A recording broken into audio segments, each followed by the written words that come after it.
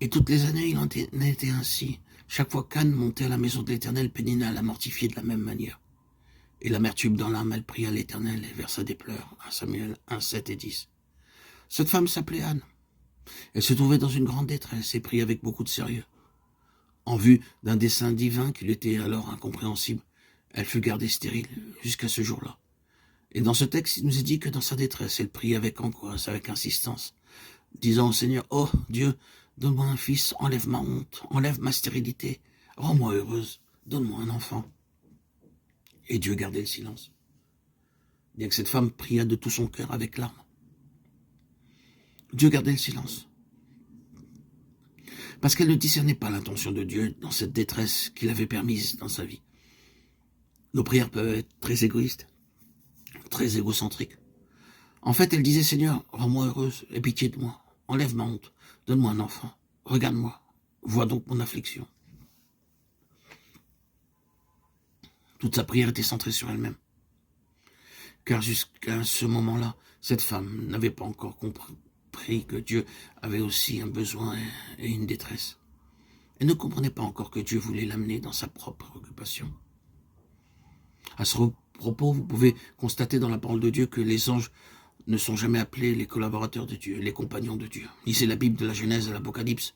Vous ne trouverez jamais un seul passage indiquant que les anges sont des collaborateurs, les compagnons, les amis de Dieu. Même s'il y a des anges glorieux, des anges rayonnants, des anges en grand nombre. Vous voyez par exemple le psaume 103, verset 20. « Bénissez l'Éternel, vous ses anges, qui êtes puissants en force et qui exécutez ses ordres, en obéissant à la voix de sa parole. » Il y a des anges puissants qui exécutent les ordres, les commandements de Dieu. Ils écoutent, ils entendent la voix de sa parole. Comme elle ne savait que penser de cela, voici 2 hommes leur apparurent en habits resplendissants. Luc 24, 4.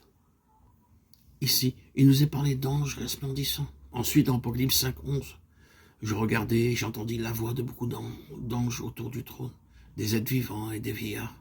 Et leur nombre était des myriades et des milliers de milliers.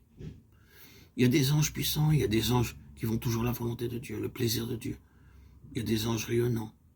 Mais il ne leur est jamais donné le privilège d'être les collaborateurs, les compagnons de Dieu. Ils demeurent toujours des esprits subalternes.